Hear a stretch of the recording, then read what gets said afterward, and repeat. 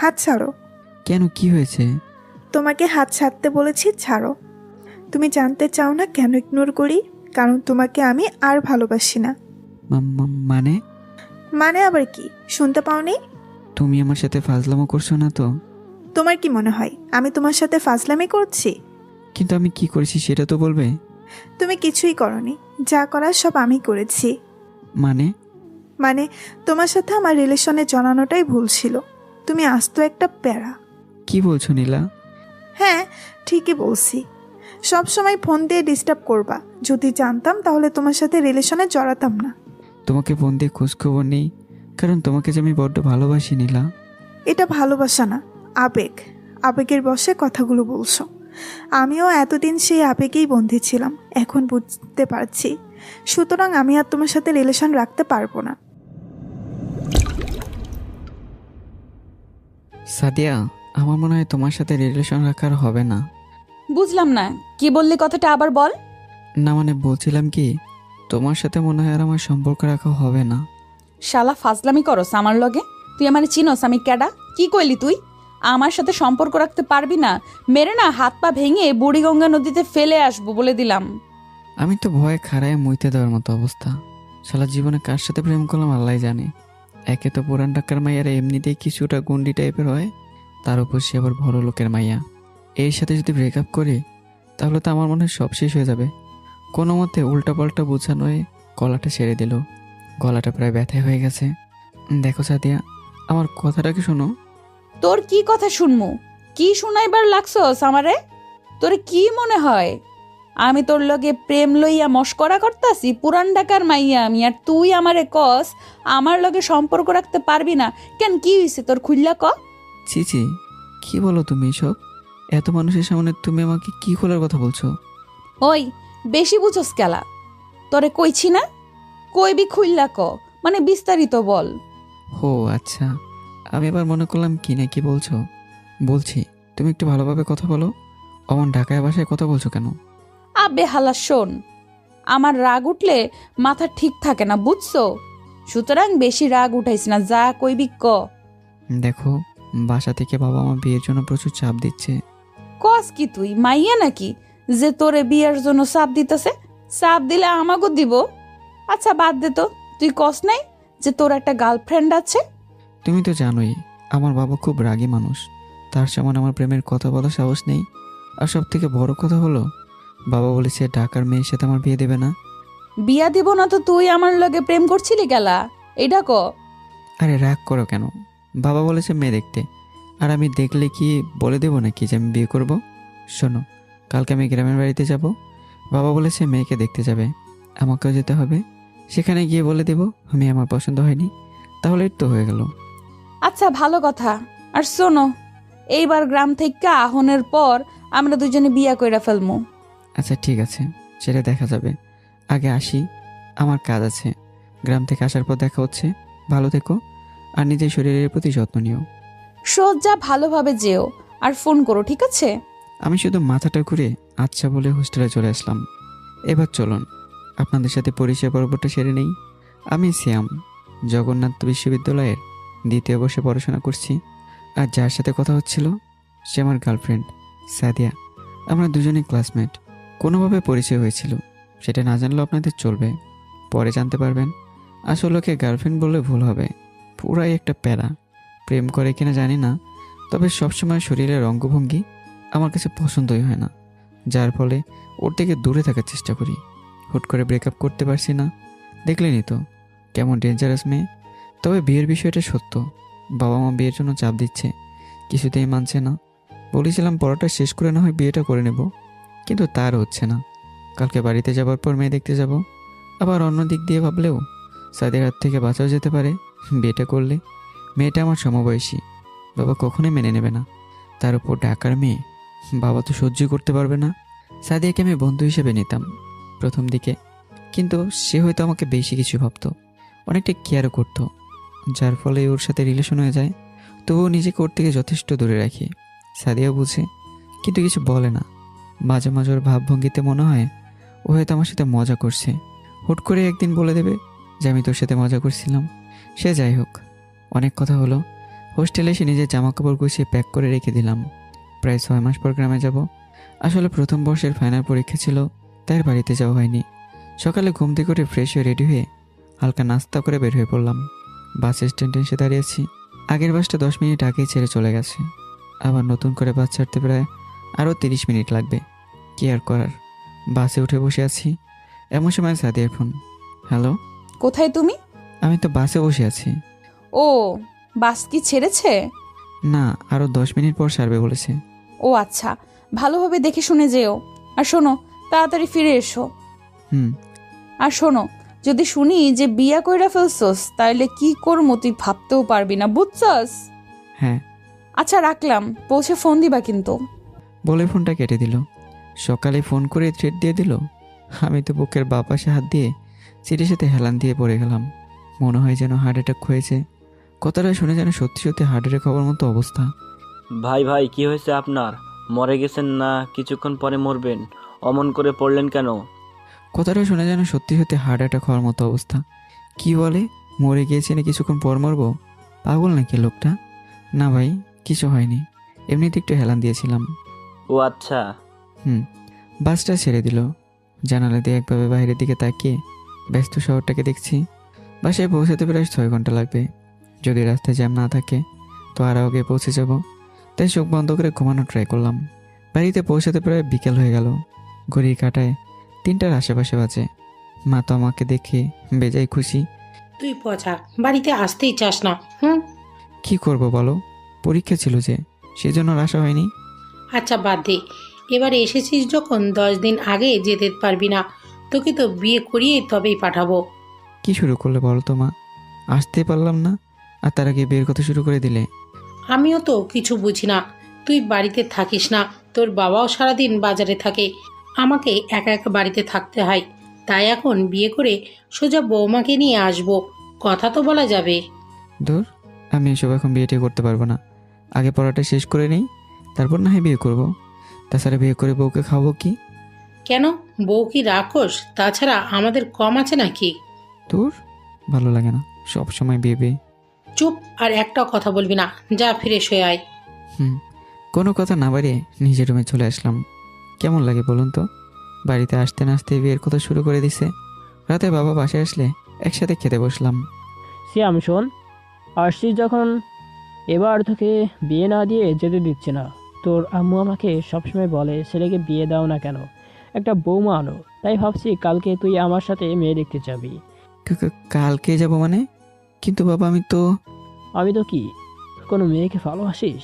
না মানে না মানে কি বল? কিছু না, বলছিলাম বিয়েটা আরও পরে করলে হয় না? যদি বলো তো আমি মেয়ে দেখতে যাওয়ার জন্য রাজি আছি, কিন্তু বিয়ে পরে করলেও তো হয়। চুপ, বেশি কথা বলবি না, তোকে যা বলা হবে তাই করবি, ঠিক আছে? কিছু না বলে মাথা নিচু করে হ্যাঁ সূচক জানালাম। জানি তারা আমার কোনো কথাই শুনবে না। ওদিকে সাদিয়াও ফোন দিয়েই চলেছে। মা বাবার জন্য ধরতে পারছি না। কি হলো, তোর ফোন বাচ্চা ধরছিস না কেন? না, তেমন কোনো জরুরি ফোন না, আমার বন্ধু ফোন দিয়েছে। খাওয়া শেষ করে ফোন দেব। ও আচ্ছা। তাড়াতাড়ি খাওয়া শেষ করে নিজের রুমে চলে আসলাম।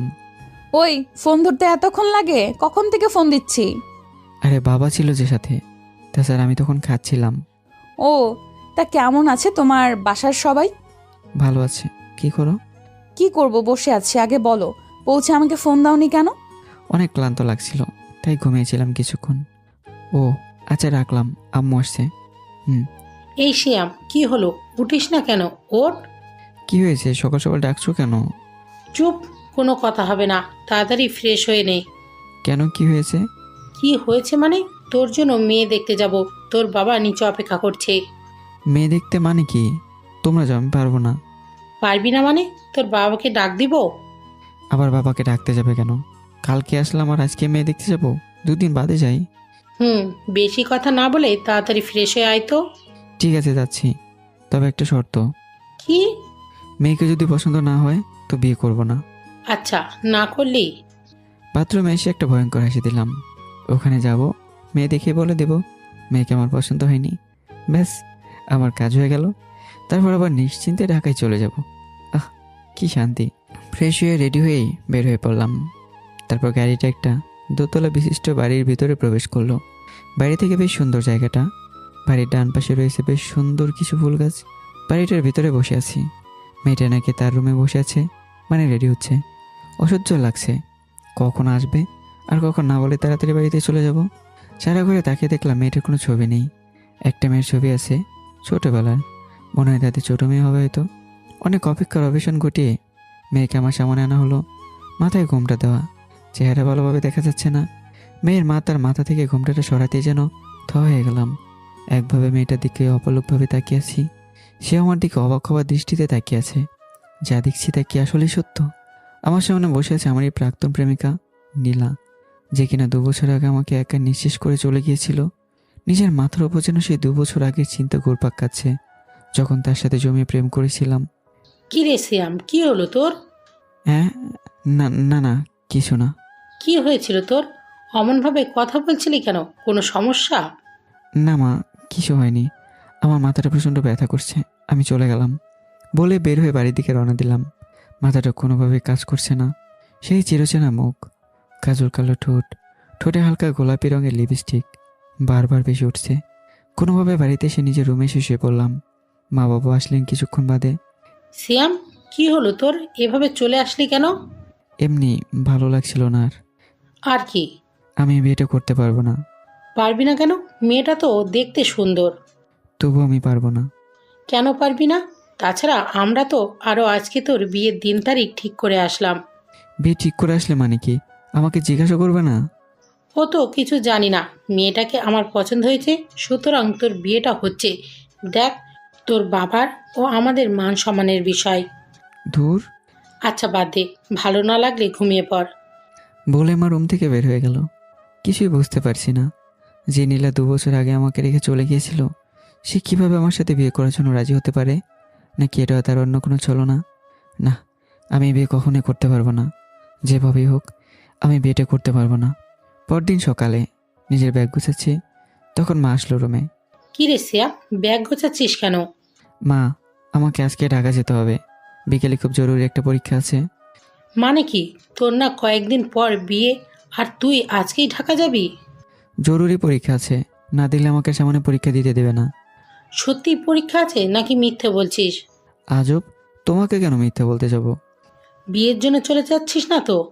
আরে বাবা না, বিয়ের আগেই চলে আসবো। দেখিস তোর বাবার সম্মানটা নষ্ট করিস না। আচ্ছা বলে বাড়ি থেকে বের হয়ে ঢাকার উদ্দেশ্যে রওনা দিলাম। ভার্সিটির মাঠে বসে আছি। কি হয়েছে তোমার? পরশু ঢাকা থেকে গেলে আর আজকেই চলে আসলে? না, কিছুই হয়নি। কিছু না হলে তুমি চলে আসলে কেন? এমনি। মানে কি, কোনো কারণ ছাড়া আসছো নাকি? বলো না কি হয়েছে। কোনো পার্সোনাল ম্যাটার নাকি? আমাকে বলা যায় না? আসলে মা বাবা আমার বিয়ে ঠিক করে ফেলেছে। কি বলছো? বাড়িতে যাবার সাথে সাথেই বিয়ে ঠিক করে ফেলেছে? হুম। ঠিক করেছে তো ভালো কথা, কিন্তু চলে আসলে কেন বিয়েটা না করে? তাতে কি, আমার বিয়েটা হয়ে গেলে তুমি খুশি হতে?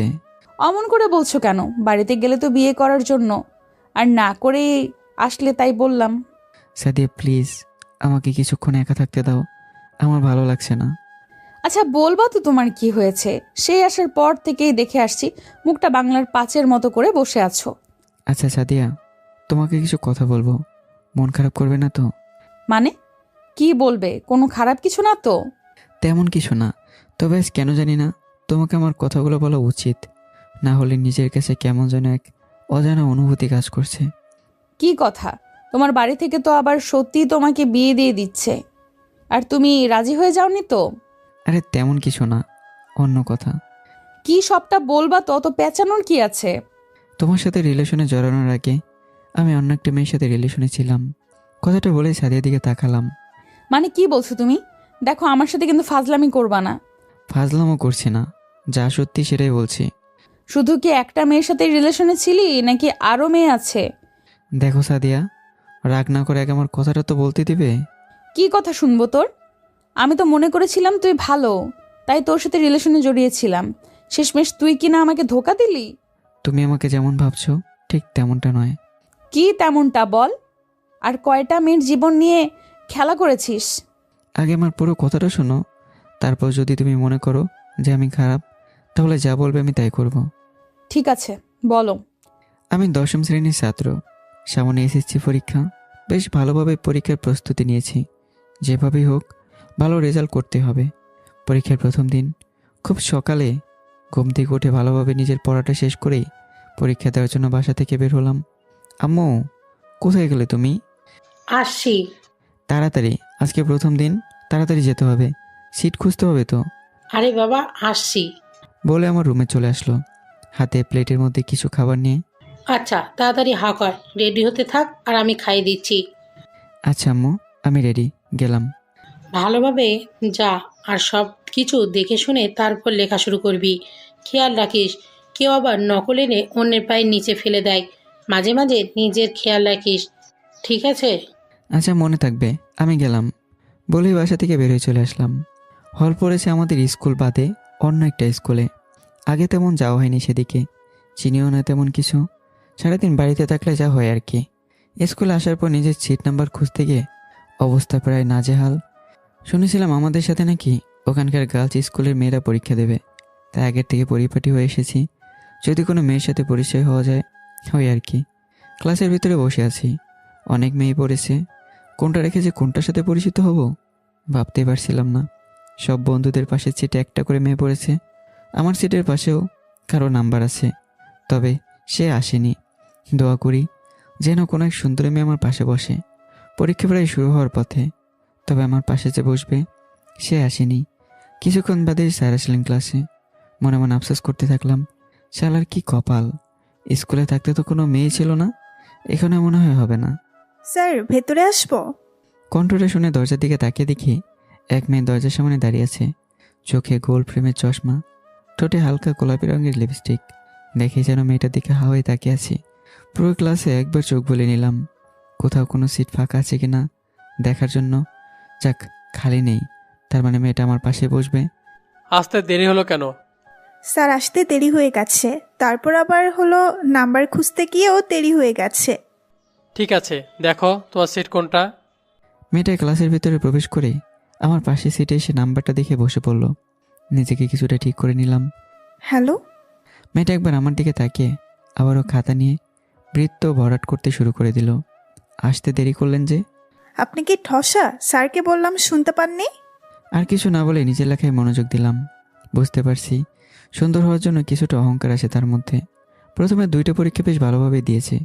2 দিন মেয়েটার সাথে কথা বলার চেষ্টা করেছি, কিন্তু পারিনি, তাই আর কোনো কথা বাড়াইনি। আজকে গণিত পরীক্ষা। প্রশ্নটা হাতে নিয়ে দেখলাম ভালোই, আমার জন্য সহজই হয়েছে, কমন আছে। একভাবেই অঙ্ক করছি। মনে হলো পাশের থেকে কেউ যেন আমার পেটে কলম দিয়ে গুঁতো দিল। মেয়েটার দিকে তাকালাম। 3 নাম্বার অঙ্কটা করছেন? প্রশ্ন উঠে ইশারায় জিজ্ঞাসা করলো। আমিও হ্যাঁ সূচক জানালাম। প্লিজ আমাকে একটু দেখান। আমি সেদিকে না তাকিয়ে নিজের অঙ্ক করায় মনোযোগ দিলাম। অনেক ভালো লাগছে, নিজেকে গর্বিত মনে করছি। সে 2 দিন আমার সাথে কথা বলতে চায়নি, আজ নিজেই বলছে অঙ্কটা দেখাতে। আর চোখে তাকিয়ে দেখলাম মেয়েটা তার কলমের খাপড়ে কামড়িয়ে আলু ভর্তা বানিয়ে ফেলেছে, আর এদিক ওদিক তাকাচ্ছে কারো কাছ থেকে কোনো কিছু দেখা যায় কিনা। বুঝতে পারলাম মেয়েটার অঙ্ক কমন পড়েনি। স্যার অন্যদিকে তাকাতেই মেয়েটাকে ডেকে অঙ্কটা একবার দেখালাম। আর একটু দেখান, হয়ে গেছে, গ নাম্বারের শেষের টুকু। অঙ্কটা দেখে আবারও নিজের পরীক্ষা দেওয়া ব্যস্ত হয়ে গেলাম। কিছুক্ষণ বাদে আবারও কলম দিয়ে গুঁতা দিল। কি? 6 নাম্বার অঙ্কটা করছেন? হুম। প্লিজ দেখান না, প্লিজ। আপনার কি অঙ্ক কমন পড়েনি? না। কি আর করার, একে একে প্রায় 4টা অঙ্ক দেখালাম। পরীক্ষা শেষে ক্লাস থেকে বের হয়ে বন্ধুদের সাথে আলোচনা করছি কে কেমন পরীক্ষা দিল। ধন্যবাদ আপনাকে। কেন? আজকে আপনি না থাকলে তো আমি মনে হয় এবার আর পাশ করতেই পারতাম না। না, ঠিক আছে। আমি নীলা, আর আপনি? আমি শ্যাম। বলে দুজনে হাত মিলিয়ে হ্যান্ডশেক করলাম। আচ্ছা, আসি, ভালো থাকবেন। আপনিও। নীলা চলে গেল। আমি বন্ধুদের সাথে গল্প করতে করতে বাসায় চলে আসলাম। সকালে ঘুম থেকে উঠে পড়তে বসেছি। শ্যাম, পড়া হয়েছে তোর? না, আরও কিছু বাদ আছে। মানে কি, পরীক্ষা দিতে যাবি না? 8টা বাজে, চল তাড়াতাড়ি খাওয়া দাওয়া করে রেডি হয়ে নে। যাও, আসছি। তাড়াতাড়ি রেডি হয়ে পরীক্ষা দেওয়ার জন্য চলে গেলাম। ক্লাসের বাইরে দাঁড়িয়ে আছি, সময় হয়নি, তাই গেটও খুলিনি। হাই, কেমন আছো? ভালো, আপনি কেমন আছেন? ভালো। আমাকে আপনি করে বলার দরকার নেই, তুমি আর আমি তো সমবয়সী, তাই তুমি করে বলবা, ঠিক আছে? আচ্ছা, প্রথম দুদিন যে কথা বলেছিলাম না, তার জন্য মন খারাপ করো নাই তো? আরে না। আসলে কি জানো, আমি কোনো অপরিচিত ছেলের সাথে তেমন বেশি কথা বলি না। ও আচ্ছা। হুম। তা আজকের পরীক্ষার প্রস্তুতি কেমন নিয়েছো? মোটামুটি ভালোই। তুমি? হুম, ভালো। চলো ক্লাসে যাই, গেট খুলতে আসছে। হুম। পরীক্ষা দেওয়ার জন্য ভিতরে গিয়ে বসলাম। একে একে প্রায় সবগুলো পরীক্ষা শেষ। নীলের সাথে প্রায় বেশ ভালো একটা বন্ধুত্ব হয়ে গেছে। শেষের দিন পরীক্ষা দিয়ে হল থেকে বেরোচ্ছি। আচ্ছা নীলা, রাগ না করলে একটা কথা বলি। হুম, বলো। বলছিলাম, আমাদের পরীক্ষা তো শেষ, আবার কখনো কোনো দিন যোগাযোগ হবে কিনা জানি না। যদি তোমার নাম্বারটা দিতে, ভয় নেই, রোজ রোজ ফোন দিয়ে তোমাকে বিরক্ত করব না, মাঝে মাঝে ফোন দেব। আমার কথা শুনে নীলা হেসে উঠল। হাসছো কেন? আমি কি খারাপ কিছু বলেছি? আরে না, এমনি। তুমি কত বোকা। কেন? আরে আমরা তো বন্ধু, নাম্বার চাইছো, ভালো কথা। অত কথা বলার দরকার কি? না মানে মনে করেছিলাম তুমি যদি খারাপ ভাবো। আচ্ছা বাদ দাও, আমি তো তেমন ফোন ব্যবহার করি না, আম্মুরটা মাঝে মাঝে ব্যবহার করি। বরং তোমার নাম্বারটা দাও, আমি যোগাযোগ করব। ঠিক আছে। তাড়াতাড়ি প্রশ্নের এক পাশ ছেড়ে নাম্বার লিখে ওর হাতে দিলাম। আচ্ছা নীলা, আরেকটা কথা বলি। হুম, বলো। চলো না, কোথাও থেকে আজকে ঘুরে আসি, তারপর বাসায় যেও। না, বাড়িতে তাড়াতাড়ি যেতে হবে, নয়তো আম্মু চিন্তা করবে। ও আচ্ছা ঠিক আছে, চলো তোমাকে পৌঁছে দিই। না, আমি চলে যেতে পারবো। আচ্ছা, ভালো থেকো, গেলাম। আমিও বাসার দিকে রওনা দিলাম। নীলার জন্য কেমন যেন খারাপ লাগছে, বুঝতে পারছি না। মনের মাঝে কেমন যেন বিরাজ করছে। মনে হচ্ছে যেন কেউ আমার থেকে দূরে কোথাও হারিয়ে যাচ্ছে, যাকে আর আমি ফিরে পাবো না। পরীক্ষা শেষ হলো আজ 2 দিন হলো, কিন্তু নীলা এখন আমাকে ফোন দেয়নি। বুঝতে পারছি না সে কি পরীক্ষা দেওয়ার পর ভুলে গেল। সারাদিন ফোন হাতে নিয়ে বসে থাকি, এই বুঝি নীলা ফোন দিল। কখনো কখনো যখন অপরিচিত নাম্বার থেকে মিসড কলও আসে, সাথে সাথে ব্যাক করি, এই বুঝি নীলা ফোন দিয়েছে। কিন্তু আশায় সে ঘুরে বালি। সন্ধ্যার দিকে বাসার সাথে দাঁড়িয়ে আছি, হঠাৎ করে ফোনটা বেজে উঠলো। হাতে নিয়ে দেখলাম অপরিচিত একটা নাম্বার। বেশ আগ্রহ নিয়ে কলটা ধরলাম। যদি নীলা হয়। হ্যালো। হ্যালো, কে বলছেন? নীলা বলছিলাম। নীলা, তুমি কেমন আছো? কি হয়েছে তোমার? সেই পরীক্ষা দিয়ে গেলে আর ফোনও দিলে না। কোনো সমস্যা হয়নি তো তোমার? আরে থামো, একেবারে সব কথা শেষ করে ফেলবে নাকি? আগে বলো, ফোন দাওনি কেন? তোমাকে বললাম না, এটা আমার আম্মুর ফোন, কথা বলতে সমস্যা হয় সেজন্য। ও, কেমন আছো? ভালো আছি, তুমি? ভালো। কি করতেছো? এই বসে আছি, পরীক্ষা তো শেষ। কোথাও ঘুরতে যাওনি? না, তুমি কোথায়? বাড়িতেই আছি, ভাবছি কালকে মামা বাড়িতে ঘুরতে যাব। ও আচ্ছা। হুম। আচ্ছা রাখলাম, আম্মু আসছে। যাক, কিছুটা ভালো লাগছে। অবশেষে নীলার সাথে কথা বলতে পারলাম। নীলার নাম্বারটা জানো নামে সেভ করে রাখলাম। জানি না জানো বলে কখনো ডাকার সুযোগটা পাবো কি না। লিখে রাখায় তো দোষ নেই। তারপর থেকে নীলার সাথে 1-2 দিন পর পর কথা হতো, যা আমার কাছে খুবই বিরক্ত করছিল। মন চাইতো সবসময় কথা বলি, কিন্তু ফোনটা তার মায়ের হয়, তার হয়ে ওঠে না। তাই সিদ্ধান্ত নিয়েছি নীলাকে একটা ফোন কিনে দেব, যাতে সবসময় কথা বলতে পারি। নিজের কাছে জমানো প্রায় 2000 টাকা ছিল। আম্মুর কাছ থেকে এটা সেটা বলে আরও কিছু টাকা নিয়ে একটা সুন্দর দেখে বাটন ফোন কিনে নিলাম নীলাকে দেওয়ার জন্য, যাতে সবসময় কথা বলা যায়। হ্যালো নীলা, কেমন আছো? ভালো, তুমি? ভালো। আচ্ছা, কালকে কি আমরা দেখা করতে পারি? কালকে কিন্তু কেন? এমনি, সেই পরীক্ষা দেওয়ার সময় আমাদের দেখা হয়েছিল, আর দেখা হয়নি তো, তাই আর কি। ঠিক আছে, কালকে বিকেলের দিকে আমরা যেখানে পরীক্ষা দিয়েছিলাম সেই স্কুলের সামনে অপেক্ষা করো। ঠিক আছে। আচ্ছা রাখলাম, আম্মু আসছে। আচ্ছা। মনের মাঝে কেমন যেন এক অজানা অনুভূতি বিরাজ করছে, কেমন যেন করছে আবার কতদিন পর নীলাকে দেখতে পারবো। হয়তো নীলাকে আমি ভালোবেসে ফেলেছি, নয়তো কেন ওর জন্য এত আগ্রহ দেখা করার বা কথা বলার, পাশে থাকার। ভাবছি কালকেই নীলাকে আমার ভালোবাসার কথা বলে দেব। পরদিন বিকেলবেলা সেই স্কুলের পাশে এসে দাঁড়িয়ে আছি। দূর থেকে দেখলাম নীলা আসছে। একটা মেরুন কালারের জামা পরেছে, দেখতে বেশ ভালোই লাগছে। কি ব্যাপার, ওভাবে তাকিয়ে কি দেখছো?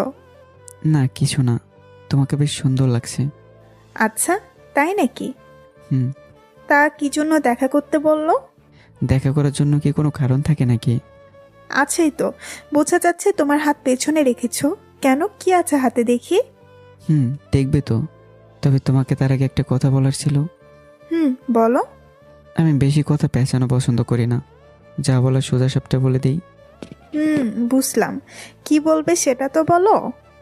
নীলা, আমার মনে হয় আমি তোমাকে ভালোবেসে ফেলেছি। তুমি কি আমাকে ভালোবাসতে পারবে? কথাটা বলে নীলার মুখের দিকে তাকালাম। দেখলাম হাসি মুখটা কেমন যেন বিলীন হয়ে গেল। মনে হয় মন খারাপ করেছে। আমি এবার কোনো ভুল করলাম না তো? কি হলো, চুপ করে আছো যে? সিয়াম, আমি তোমাকে বন্ধু ভেবেছিলাম আর তুমি তার এই প্রতিদান দিলে। নীলার কথাটা শুনে মন খারাপ হয়ে গেল।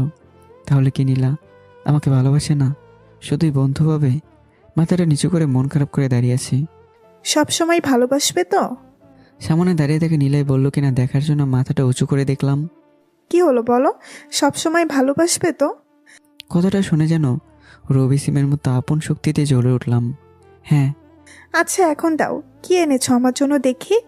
পেছন থেকে নীলার জন্য আনা ফোনটা বের করে দিলাম। কি আছে এটার ভেতরে? একটা মোবাইল আছে।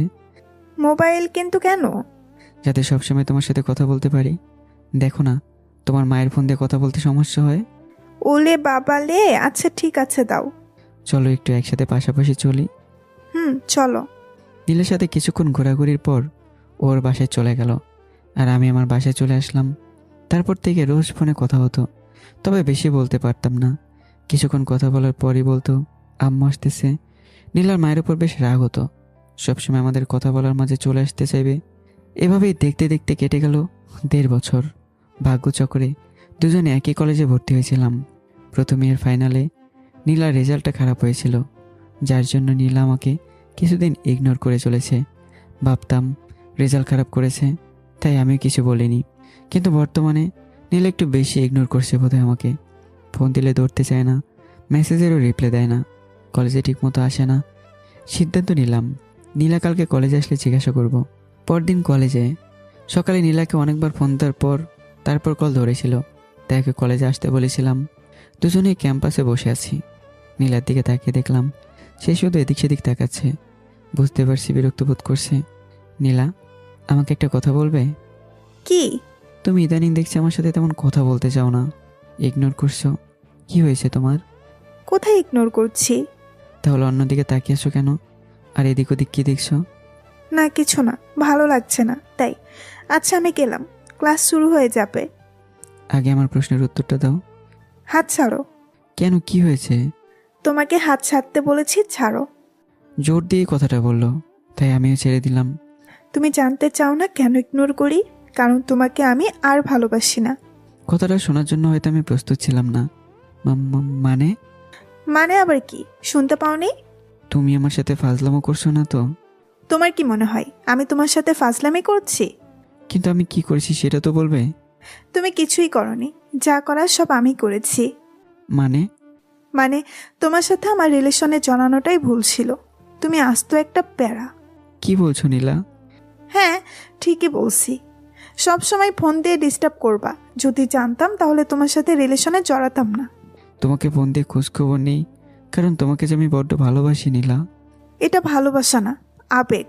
আবেগের বশে কথাগুলো বলছো। আমিও এতদিন সেই আবেগেই বন্দী ছিলাম, এখন বুঝতে পারছি।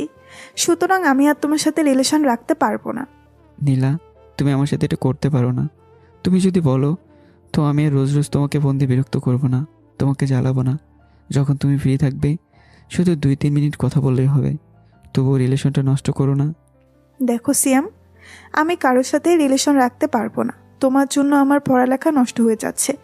সব থেকে ভালো হয় তুমি আমাকে ভুলে যাও আর 2 দিন বাড়িতে আরাম করো, দেখবে সব ঠিক হয়ে গেছে। হাতটা ছাড়িয়ে নিয়ে বেশ শান্তভাবে এই কথাটা বলে চলে গেল নীলা। ক্যাম্পাসে বসে রইলাম, ওখানেই বসে রইলাম আমি। নীলা এটা কীভাবে পারলো? বেশ শান্তভাবেই আমার সাথে ব্রেকআপ করে দিল। জোরে হাওমাও করে কাঁদতে ইচ্ছে করছে, কিন্তু পারছি না। আশেপাশে অনেক মানুষ রয়েছে। চুপটি করে বাসায় চলে আসলাম। তারপর থেকে সারাক্ষণ নিজেকে রুমের মধ্যে আবদ্ধ করে রাখতাম। নীলার ফোন বন্ধ থাকে সব সময়। কলেজে গেলেও কথা বলতে চায় না, তাই আর যায়ও না। ওর সাথে দেখা হওয়ার পর কথা না বললে যে কষ্ট পাবো, তার থেকে দেখা না হলে কষ্ট হয়তো কিছুটা কম পাবো, সেটা ভেবে বাড়িতে বসে থাকি। এতক্ষণ পরে সাদিয়াকে বলছিলাম আমার জীবনে ঘটে যাওয়া ঘটনা। কথাগুলো শেষ করে পাশে বসে থাকা সাদির দিকে তাকিয়ে দেখলাম তার চোখের কোণায় বিন্দু বিন্দু জল জমে আছে। আমার চোখটা ভিজে উঠেছে। তারপর কি হলো? তারপর আর কি, যা হবার তাই হলো। ওর সাথে যোগাযোগ বন্ধ, ব্যাস। তারপরে আর কিছুই হয়নি? না। সত্যি না, নাকি আমাকে বলতে চাও না আর কিছু? সবই তো বললাম। তো এতদিন আমাকে কিছু বলনি কেন? এমনি বলা হয়ে ওঠেনি। তাছাড়া আজকেও হয়তো বলা হয়ে উঠতো না। শুধু শুধু কি? তোমাকে বললাম না, বাসা থেকে বিয়ে ঠিক করেছে, আর যার সাথে করেছে সে আর কেউ না, সে হলো নীলা। মানে কি? সাদে আমাকে প্রশ্ন করলো, তোমার বাড়ি থেকে জানতো যে তুমি নীলাকে ভালোবাসতে? আচ্ছা তাই নাকি? আচ্ছা সিয়াম, তুমি আমাকে কতটা ভালোবাসো? হঠাৎ এই প্রশ্ন? কারণ আমার খুব ভয় হচ্ছে যদি তুমি নীলাকে এখন বিয়ে করে নাও, কারণ সে তো তোমার গার্লফ্রেন্ড ছিল। সাদিয়া, হতে পারে নীলা আমার গার্লফ্রেন্ড ছিল, কিন্তু সে চলে গিয়েছে। তুমি আছো এখন আমার। তবু আমাকে বিয়ে করতে পারবে বিশ্বাস করো? আমি তোমার মা বাবার সাথে কখনোই ঢাকার ভাষায় কথা বা খারাপ ব্যবহার করব না, শুধু তুমি আমার পাশে থেকো। যে ধরার মাঝে বোঝা যাচ্ছে কিছু একটা হারিয়ে যাচ্ছে, সে হারানোর ভয় যেমনটা আমি উপলব্ধি করেছিলাম, আমি কি সেই পূর্ণতার প্রেমে সারা দিয়ে সাদিয়া নামক মেয়েটাকে কষ্ট দিতে পারবো? সেও কি পারবে আমাকে ছেড়ে থাকতে? ভালোবেসে তাকে না পাওয়ার কষ্টটা যে আমিও বুঝতে পারি না। যে করে হোক কালকে সাদিয়াকে নিয়ে দরকার হয় বাড়িতে যাব। বাবা যেটাই বলুক না কেন বোঝানোর চেষ্টা করব। কি হলো, কি ভাবছো? কিছু না। আমাকে ভুলে যাবে না তো? আচ্ছা, কালকে কি তুমি আমার সাথে গ্রামে যেতে পারবে? হ্যাঁ। কিন্তু তোমার বাসায় কি বলবে? তারা তোমার ব্যাপারে জানে, তাদেরকে তোমার কথা বলেছিলাম। বলো কি, তারা মেনে নিল? কেন নিবে না? এক বাপের এক মেয়ে। বাবার কারো একটা ছাড়া দুইটা হয় নাকি? থুর, ফাজলামি করো না তো। আচ্ছা, সন্ধ্যা হতে চললো, চলো বাসায় যাওয়া যাক। আর কালকে সকাল আমরা যাচ্ছি। ঠিক আছে। হোস্টেলে চলে আসলাম। রাতে শুয়ে আছি। সাদিয়াকে পুরোটা বলা হয়নি কেন এবার নীলার সাথে আমার আর যোগাযোগ হয়নি। ইন্টারের টেস্ট পরীক্ষার মাত্র 10 দিন বাকি, এমনটাই শুনেছিলাম বন্ধুদের কাছে। আসলে তারপর থেকে আর কলেজে যাওয়াই হয়নি। নীলাকে আর বন্দি বিরক্ত করিনি। অবশ্য ওর ফোনটা প্রায় বন্ধই থাকতো। স্যাররা বলেছে কলেজে না গেলে নাকি পরীক্ষা দিতে দেবে না। তাই সকালে ঘুম থেকে উঠে ফ্রেশ হয়ে কলেজে চলে আসলাম। নীলাকে দেখলাম আম গাছের নিচে দাঁড়িয়ে আছে। অনেকদিন পরে দেখা। সেই চিরসেনা মুখ, মুখের হাসিটাও রয়েছে হালকা। কথা বলতে ইচ্ছে করছে। দীর্ঘদিতে তার কাছে গেলাম।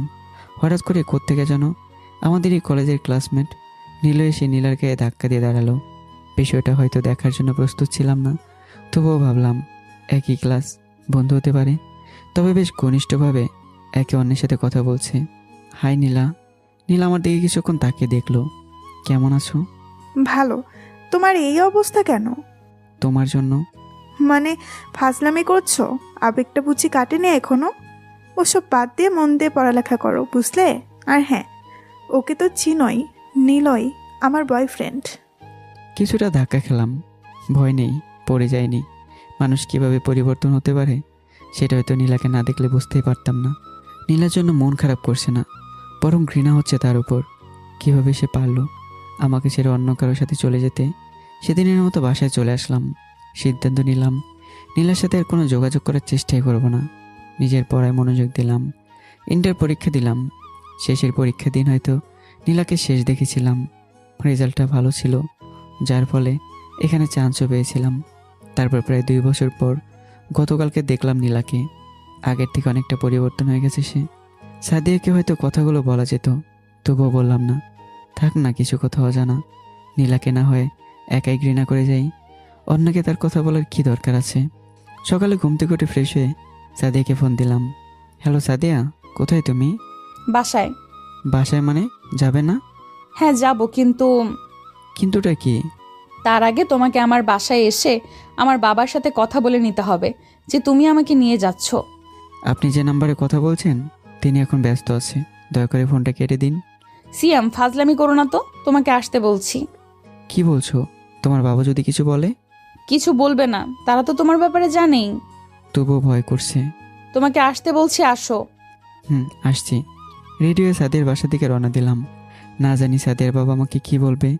অবশ্য তার সাথে 2-1বার কথা হয়েছিল, তবে সে জানতো আমি সাদিয়ার বন্ধু। কিন্তু এখন গেলে কী ভাববে তাই নিয়ে খুব চিন্তা হচ্ছে। মনে সাহস নিয়ে সাদিয়ার বাসায় গেলাম। আসসালামু আলাইকুম আঙ্কেল। ওয়ালাইকুম আসসালাম। কেমন আছো বাবা? ভালো, আপনি? হ্যাঁ ভালো। বসো, দাঁড়িয়ে কেন? না আঙ্কেল, সমস্যা নেই। সাদিয়াকে দেখছি না যে। ও রুমে রেডি হচ্ছে, তুমি বসো। আমি আর জোর করলাম না, চুপ করে বসে রইলাম। শুনলাম তুমি আর সাদিয়া নাকি প্রেম করো। আমার দিকে 1 কাপ চা বাড়িয়ে দিয়ে চাটা নিতে বলল। চায়ের কাপটা আমি নিয়ে নিলাম। চায়ের কাপে চুমুক দেওয়ার সাথে সাথেই তিনি বলে উঠলেন, আমার মেয়ে বলল তুমি নাকি ওকে নিয়ে তোমাদের গ্রামের বাড়িতে যেতে যাচ্ছ। জি আঙ্কেল। কারণটা কি জানতে পারি? আসলে আঙ্কেল ওই আর কি, বলার মাঝে সাদিয়া এসে উপস্থিত। থাক বাবা, বলতে হবে না। সাদিয়া বলেছিল শুধু এতটুকুই বলবো, একটাই মাত্র মেয়ে আমার, সেজন্য সেখান থেকে হাসি খুশিভাবে ফিরে আসে। যদি মন খারাপ থাকে তো বুঝতে পারছো। কিছুটা যেন স্বস্তি পেলাম। কথাটা বলে চায়ের কাপে শেষ চুমুক দিয়ে কাপটা রেখে দিলেন।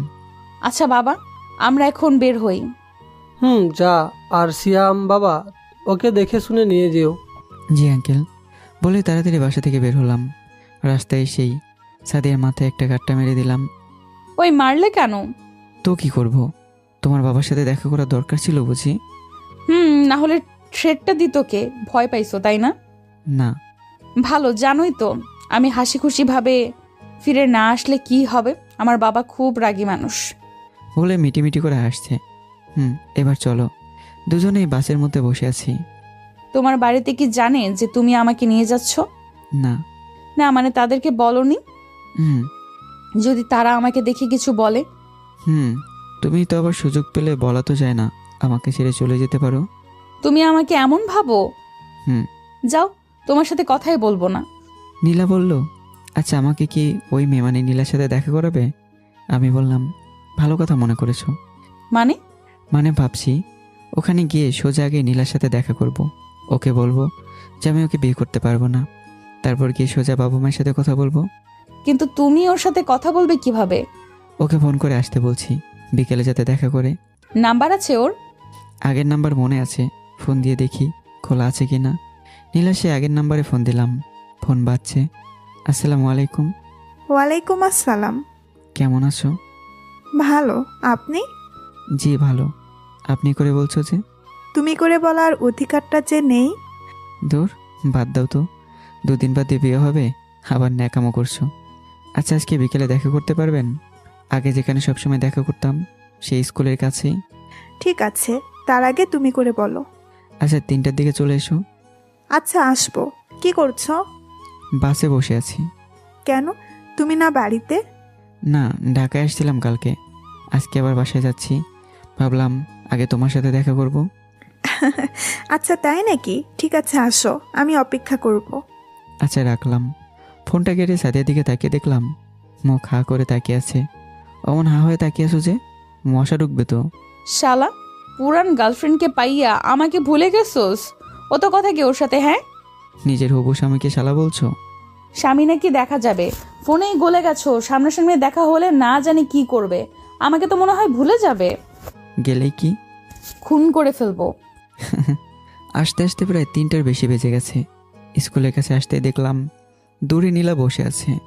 সাদিয়াকে কিছুটা দূরে দাঁড় করিয়ে নীলার সামনে গেলাম। কেমন আছো? ভালো, তুমি? ভালো। আসতে সমস্যা হয়নি তো? না। মেয়েটাকে? ও মেয়েটা, দাঁড়াও তোমার সাথে পরিচয় করে দিই। সাদিয়াকে ইশারায় ডাক দিলাম। সাদিয়া আমার পাশে এসে দাঁড়ালো। ওর নাম হচ্ছে সাদিয়া, আমার গার্লফ্রেন্ড। আর সাদিয়া ও নীলা, তোমাকে যার কথা বলেছিলাম। হাই। হ্যালো সিয়াম, তুমি প্রেম করো? তারপর দুজনেই কুশল বিনিময় করলো। কতদিন? প্রায় 1.5 বছর। তোমার বাড়িতে জানে? না, আজকে জানিয়ে দেবো সবার কাছে। তার আগে তোমার সাথে পরিচয় করে দিলাম।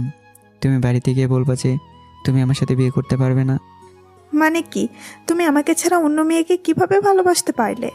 কি করব, তোমার প্রতি যে আমার আবেগ ছিল সেটা কেটে গিয়েছে যে। তুমিই তো বলেছিলে আবেগ, তাহলে তোমার সাথে ভালোবাসা হলো কবে? আমার ভুল হয়ে গেছিল সিয়াম, আমাকে মাফ করে দাও। দেখো নীলা, তুমি আমাকে যখন ছেড়ে চলে গিয়েছিলে তখন খুব খারাপ লেগেছিল। পরবর্তীতে যখন চাঁদের সাথে আমার পরিচয় হয় আর মেয়েটা আমাকে সত্যি খুব ভালোবাসে, তোমার জন্য আমি অন্য কাউকে কষ্ট দিতে পারবো না। বরং তুমি না হয় তোমার সে নিলয়কে নিয়ে সুখে থাকো। আশা করছি বাড়িতে গিয়ে বলবে যে তুমি আমাকে বিয়ে করতে পারবে না। আমি আর কথা বাড়ালাম না, বাসার দিকে হাঁটা দিলাম। মেয়েটা তোমাকে এখনো ভালোবাসে? হয়তো। তাহলে ওর সাথে বিয়ে করে নাও। আর তুমি? আমাকেও। ফাজলামো করো।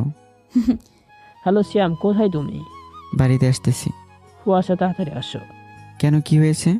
নীলার মা ফোন দিয়েছিল কালকে তোমার আর নীলার বিয়ে দিব। মানে? মানে কিছু না, নীলা বলল তুই নাকি বাড়িতে এসেছিস আর ওর সাথে দেখা করতে গিয়েছিলে। হ্যাঁ।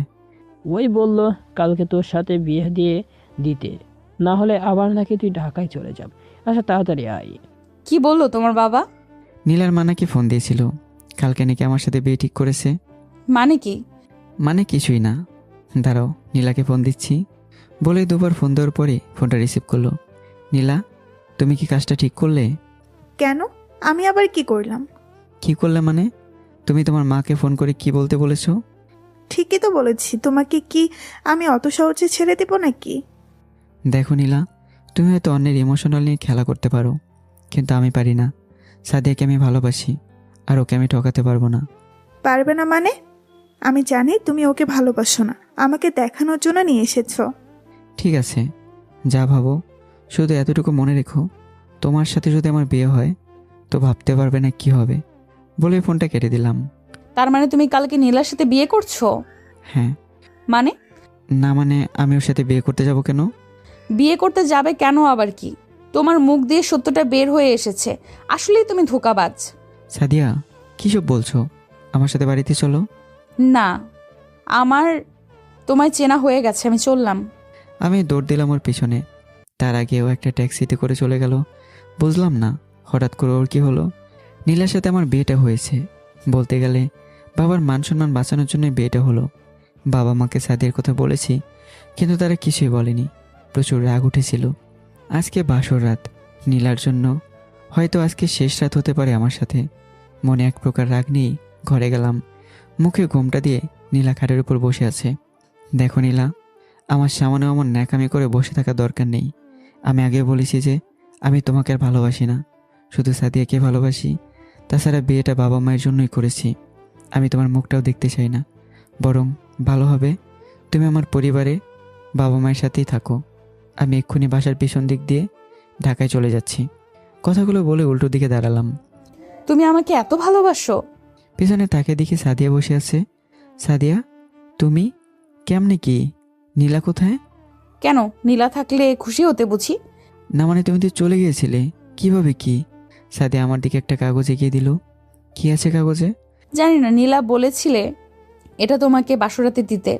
সাদিয়ার হাতে কাগজটা নিয়ে দেখলাম চিঠি। লেখা পড়তে শুরু করলাম। প্রিয় সিয়াম, প্রিয় বলে সম্বোধন করলাম বলে রাগ করলে না তো? আসলে তোমাকে প্রিয় বলার অধিকারটা যে হারিয়ে ফেলেছি। অবাক হচ্ছ? যেখানে আমার থাকার কথা সেখানে সাদিয়া কিভাবে আসলো? কালকে যখন তোমার দেখা করে চলে গেল তার কিছুক্ষণ বাদেই সাদিয়া এসেছিল, কারণ আমি সেখানেই বসেছিলাম। তখন বুঝতে পেরেছি মেয়েরা তোমাকে কতটা ভালোবাসে। আর তুমিও। ভয় নেই যে তোমার বাবা মাকে কি বলবে। আমি বুঝিয়েছিলাম তাদেরকে। তুমি হয়তো ভাবছো আমার সাথেই কেন তোমার বাবা মা দেখা করতে এসেছিল। আসলে তোমার আর আমার প্রেমের কথা তোমার মা বাবাকে বলেছিলাম, সেজন্যই তারা আমাকে দেখা করানোর জন্য এনেছিল। তুমি হয়তো আমাকে খারাপ ভাবছো, ঘৃণা করো। হয়তো আমি কিভাবে তোমাকে ছেড়ে চলে গেলাম। আমি তোমাকে কখনোই ছেড়ে যাইনি। তুমি যখন আমার সাথে রিলেশনে ছিলে খেয়াল করে দেখতাম তুমি পড়ালেখার প্রতি কেমন উদাস হয়ে পড়েছ। তাই তোমার সাথে যোগাযোগ বন্ধ করে দিলাম। ভাবলাম হয়তো ভালোভাবে পড়বে, কিন্তু না, তুমি আমার জন্য তখনও অপেক্ষায় ছিলে। সেই জন্য তোমার সাথে ব্রেকআপ করার অভিনয় করেছিলাম। নিলয়কে তুমি হয়তো চেনো, সে কিন্তু আমার বয়ফ্রেন্ড ছিল না। আমরা একসাথে প্রাইভেট পড়তাম, সেখান থেকে পরিচয় ছিল। ওকেই বলেছিলাম তোমার সামনে অভিনয় করতে, যাতে তুমি আমাকে ভুল বুঝো। আর এসব কিছুই করেছিলাম তোমার ভালোর জন্য। তোমাকে ছাড়া আমিও ভালো ছিলাম না। রোজ কষ্ট পেতাম, তবুও মনকে বোঝাতাম পড়ালেখা শেষ করে যদি ভালো কিছু করতে পারো তো তোমার সাথে না হয় পরে সারাটা জীবন কাটাতে পারবো। পরে যখন আর পারলাম না, তোমার মা বাবাকে জানিয়ে দিলাম আমাদের কথা, যার কারণে আমার সাথে তোমার বিয়ে ঠিক করলো। ভেবেছিলাম সব কথা তোমাকে জানিয়ে আবার আগের মতো করে আগলে রাখবো, কিন্তু তার আগেই তুমি আমাকে সারপ্রাইজ দিয়ে দিলে। তাই আর বলিনি। আমি বুঝতে পারিনি তুমি হয়তো অন্য কারোর সাথে রিলেশনে জড়াতে পারো। সবশেষে একটা কথাই বলবো, সাদিয়া মেয়েটা ভালো। আমি যতদূর বুঝতে পারলাম তাকে তুমি তোমার সবটুকু দিয়ে ভালোবাসো। আমি না হয় ওর মধ্যেই বেঁচে থাকবো। ভেবো না যে আমি আত্মহত্যা করতে যাচ্ছি। আত্মহত্যা যে মহাপাপ। তবে বেঁচে থেকেও যেন হয়তো থাকবো না। ভালো থেকো। আমার সাথে যোগাযোগ করার চেষ্টা করো না, না হলে তোমাকে দেখে হয়তো আর নিজেকে আটকে রাখতে পারবো না। যদি কোনো ভুল করে থাকি তাহলে মাফ করে দিও। ইতি, তোমার সেই বেইমানি করা নীলা। চিঠিটা পড়ার পর হয়তো চোখ দিয়ে অশ্রু বেয়ে পড়ছে। মেয়েটা সত্যিই তোমাকে ভালোবাসতো। হুম। আমি না হয় নীলার হয়ে থাকলাম তোমার। কান্না করছো কেন? তুমি কান্না করলে যে আমারও খারাপ লাগে। হাসো একটু। শোনো, নীলাকে যেমন ভালোবেসেছিলে আমাকেও বাসবে। যদি চাও তো নীলার সাথে যোগাযোগ করতে পারো, তবে কখনো দেখা করবা না, ঠিক আছে? তার থেকে নীলার কাছেই চলে যাই। খুন করে ফেলবো। আসো না, আজকে আমরা সারা রাত ভরে গল্প করব। অনেক ক্লান্ত লাগছে। আজকে না, আজকে ঘুমাও বলে বিছানার একপাশে শুয়ে পড়লাম। সাদি আমার বুকের উপর মাথা দিয়ে শুয়ে পড়ল। নীলার জন্য অনেক খারাপ লাগছে। আসলেই ভালোবাসা বড়ই অদ্ভুত। কখন কি হবে সেটা বলা যায় না। হয়তো ওদিকে নীলা বন্ধ করে বসে আছে, নয়তো চোখের জল ফেলছে। তো বন্ধুরা, কেমন হলো গল্পটি অবশ্যই কমেন্ট করবেন। পরবর্তী গল্পের জন্য তৈরি থাকবেন আর দোয়া করবেন আমার সাদিয়ার জন্য। দেখা হচ্ছে নতুন গল্পে। ভালো থাকবেন, সুস্থ থাকবেন। আল্লাহ হাফেজ। সাদিয়া, আমার মনে হয় তোমার সাথে রিলেশন রাখার হবে না। বুঝলাম না, কি বললি কথাটা আবার বল। না মানে বলছিলাম কি, তোমার সাথে মনে হয় আর আমার সম্পর্ক রাখা হবে না। শালা ফাজলামি করস আমার লগে? তুই আমার চিনস আমি ক্যাডা? কি কইলি তুই? আমার সাথে সম্পর্ক রাখতে পারবি না? মেরে না হাত পা ভেঙে বুড়িগঙ্গা নদীতে ফেলে আসবো বলে দিলাম। আমি তো ভয়ে খাড়ায় মুইতে দেওয়ার মতো অবস্থা। সারা জীবনে কার সাথে প্রেম করলাম আল্লাহ জানে। একে তো পুরান ঢাকার মাইয়ারা এমনিতেই কিছুটা গুন্ডি টাইপের হয়, তার উপর সে আবার বড় লোকের মাইয়া। এর সাথে যদি ব্রেকআপ করি তাহলে তো আমার মনে হয় সব শেষ হয়ে যাবে। কোনো মতে উল্টাপাল্টা বোঝানোয় গলাটা ছেড়ে দিল।